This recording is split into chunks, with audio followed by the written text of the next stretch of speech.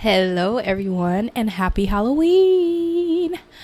I thought we'd do something a little bit different and we read from the Reddit thread r/let's not meet. Just like any of these stories, this could be made up. I feel like a lot of people don't do these stories anymore because they're just not believable.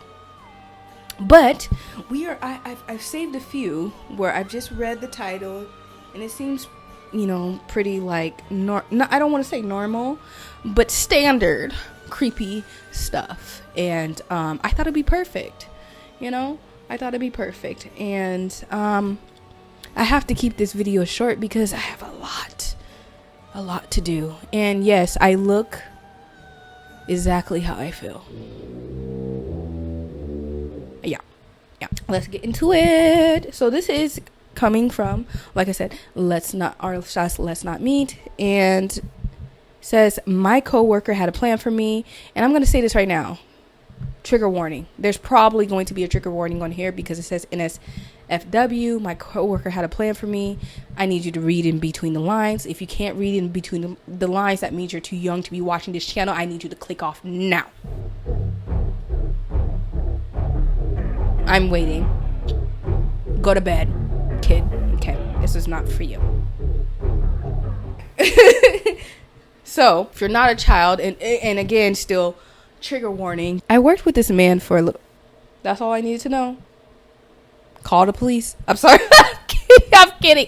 Don't cancel me. I just got here. I worked with this man for a little over 3 years. We worked pretty closely on some projects over the last 2 years and even sat near one another at work. In September, I showed up and saw about 10 detectives at my place at work. I was a bit startled, as this was quite unusual for my area. I looked around and saw that my coworker was in handcuffs and looked quite disheveled, which wasn't out of the norm, to be honest. I walked up to the detectives, introduced myself, and let them know who I was in relation to him. I asked what was going on, and they filled me in on why he was currently being arrested. For the sake of the case, I won't share more than he was a disgusting person. Okay, all right. Over the course of the next 3 hours, I watched as they dismantled his workstation, went through his belongings, took evidence, pictures, and so on. I was pulled in and out of rooms, answering questions about his character, what I knew of him, and my feelings about him as a person. I told them he gave me a weird feeling in my gut that I've always told my husband I wouldn't be surprised if the cops ever did come looking for him. That my husband even thought he was weird, and if I ever went missing, that he'd be the first person to be suspected. Didn't realize how real this almost was. Okay. So I'm already getting the feeling that he is, well, of course he's a creep. Okay, of course he's a creep. But if they're seizing everything, he's done some kidnapping, possibly traffic lighting. What? Or something to do with the children. Okay, which sets me off edge. Off the edge. Girl, okay. The detective on site told me that they served a search warrant at his home and were looking there for any evidence. It sounds like they found more than they anticipated and were looking to see if there was anything else unrelated to what they were currently investigating. I was asked my name and my husband's name for confirmation for something they found, which I did think was odd, but I let it go and called my husband to update him on the happenings of the day thus far. However, the last hour I was pulled in for the final time and advised by one of the lead detectives, who couldn't even look at me, that I needed to ensure I was safe and protected in the event they didn't book him that day. Come to find out, he has been journaling about me over the course of at least a year, saying he wanted to be with me, but the quote-unquote problem was that I was married. His journal then lined out a plan to set my husband up for quote-unquote cheating on me, and the end resulted in my death caused by him. my coworker. Wait a damn minute. Wait a damn. The officer said the crazy coworker was like basically planning on framing the husband for killing his quote unquote wife, just so I don't know why he would. The officer said that everything in between was more vile than he's ever heard, to the point he was crying when he was telling me to make sure I was safe, crying, a detective, and didn't want to quote unquote scare me. Thankfully, he was charged and is looking at a long time in prison. But I still think about it. It keeps me up at night. It just shows you never really know someone, even your coworkers. Hello, darkness, my old friend. If the detective was crying, there was something much more sinister going on, because him over here, a detective is not about to be crying over a crazed coworker who is obsessed with another coworker that is married and plan to frame them, their husband, for the murder of. That's what I'm getting. I'm probably gonna be editing this back and being like, "Girl, what are you talking about?" But that's what I'm getting. I'm a little bit confused. So he's been journaling about her. Okay, he says he wants to be with her, but the problem was that he's married. His journal then lined out a plan to set my husband up for cheating on me, and then the end resulted in my death caused by him. So she says my death.